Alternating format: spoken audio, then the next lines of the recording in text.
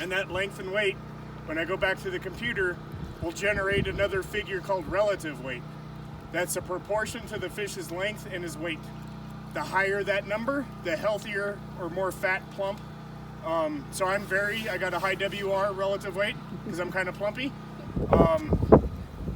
Other fish, if they're long and skinny and that number's lower, that something's wrong with that fish and he's not probably getting enough food, or food is the limiting factor. Either something's wrong with him and he can't eat effectively, or there may not be enough food in the water, or two, not only enough food in the water, but there could be too many fish. And there's too much competition, and not every fish, if your whole population that you sampled is long and skinny, then none of them are getting food and there's too many fish. So that's something we look at, and then we also look at the trends. As I mentioned, we're kind of on an 8-year downward trend in the North Tongue for some reason. We haven't figured it out yet because we still stock fish. It's got to be something. Nature is cruel.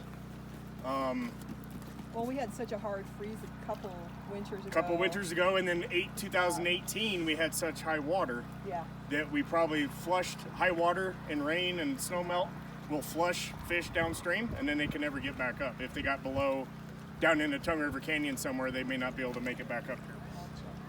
I was gonna see if there's any other species. Everything I was seeing was snake river cutthroat, which is awesome. Yeah, a couple years ago, because I'm in construction, we were hitting past 6 feet of frost in the ground, and since we weren't getting the snow, but we were getting the cold, it wasn't being able to insulate. So yeah, I'm sure that's probably.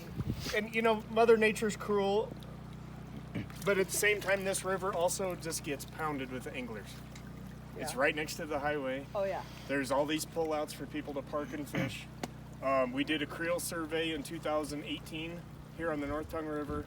From June to the end of September, our estimate was 32,000 anglers fished this river in 4 months. Wow. 32,000 anglers fished. That's a lot. Well, that's a lot of.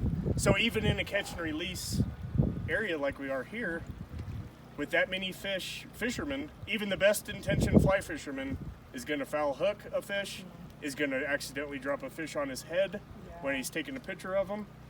So there is some mortality in a catch and release fishery. And with that many anglers, it's all probably cumulative and additive that a couple hard bad years of weather, a couple hard winters, followed by a lot of pressure, some natural mortality from the bad weather, some hooking mortality from anglers. It's probably all a cumulative effect. Bears, exactly. There might be a bear or two that would get a fish, an eagle, an osprey. I'm just not seeing another species here.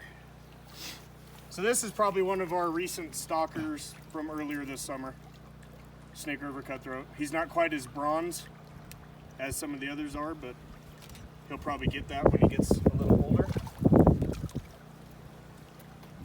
If you guys were at our other station, we had some browns and rainbows. Just gorgeous. Gorgeous fish. That is beautiful. That one's camera shy. Here's even a better one.